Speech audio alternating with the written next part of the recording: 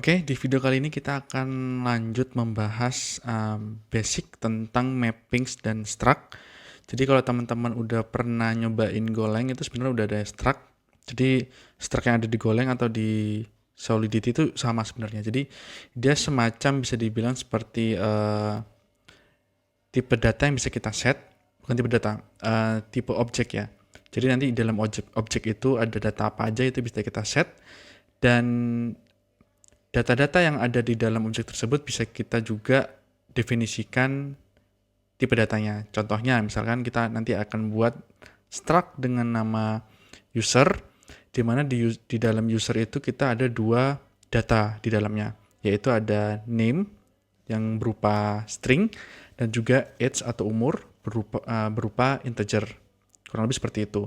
Nah, untuk mapping sendiri itu adalah semacam array, lebih tepatnya seperti array ya. Jadi untuk mapping sendiri itu semacam array. Jadi nanti kita bisa menampung beberapa data dari struct itu dalam satu variabel. Oke.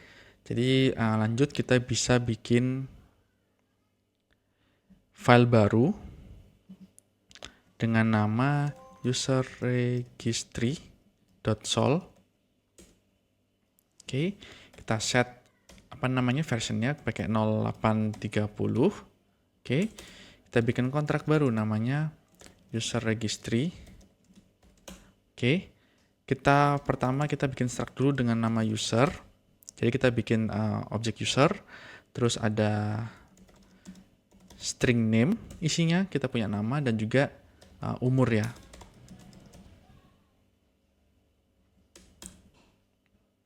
Nah, lalu di sini kita juga bikin array user untuk menampung beberapa user ya. Bisa lebih dari satu. Dengan cara seperti ini, mapping, address, user, public users. Jadi nanti key-nya itu berdasarkan address atau wallet yang ada di saat kita testing nanti gitu. Nah, terus apa yang mau kita buat? Yang pertama adalah fungsi untuk menambahkan user baru ke dalam mapping ini, ke dalam users ini. Oke, kita bikin function namanya register string, terus ada memory underscore name. Jadi kita menerima parameter name yang nanti kita akan masukkan ke dalam sini, dan juga satunya adalah age. Hati-hati, ini sering typo di sini. Oke, terus ini kita buat public nanti biar bisa diakses sama eksternal. Terus tinggal kita masukin aja sender, address yang mengirim, lalu kita masukkan usernya ini, name dan age. Nah, seperti ini. Oke, jadi nanti key dengan wallet yang unik itu akan memasukkan datanya berdasarkan inputan yang akan kita inputan di sini, gitu. Nah, terus kita bikin satu lagi function get user. Kita bikin public, dia cuma hanya bisa view, lalu kita mengembalikan berupa string memory, lalu sama integer yang kita dapatkan dari user, memory user, users yang mengirim. Jadi kita hanya bisa mengambil data yang diri kita sendiri. Karena kan ini key dari array-nya itu menggunakan wallet kita sendiri, address kita sendiri. Udah tinggal kita kembalikan aja. Name sama user.age. Oke, selesai. Kita save, udah di-compile.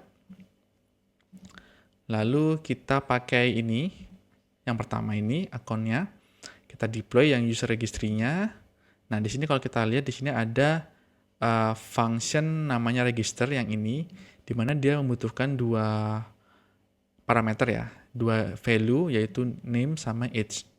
Jadi bisa kita tambahkan misalkan di sini nama saya Taufan, misalkan umurnya 20 tahun, terus kita masukin berhasil. Nah, ketika kita get user, nah di sini kita akan dapat sesuai apa yang kita masukkan gitu. Nah, sedangkan kalau kita ganti di sini misalkan ke wallet yang lain, ketika kita get user akan 0 karena emang kita belum register. Jadi di sini bisa kita ganti misalnya seperti ini, kita ganti umurnya 25, Nah, ketika kita get user akan dapat sesuai wallet yang kita masukin. Misal kita kembalikan ke akun satunya lagi, kita get user, maka kita akan tetap mendapatkan data yang sesuai kita masukkan tadi gitu.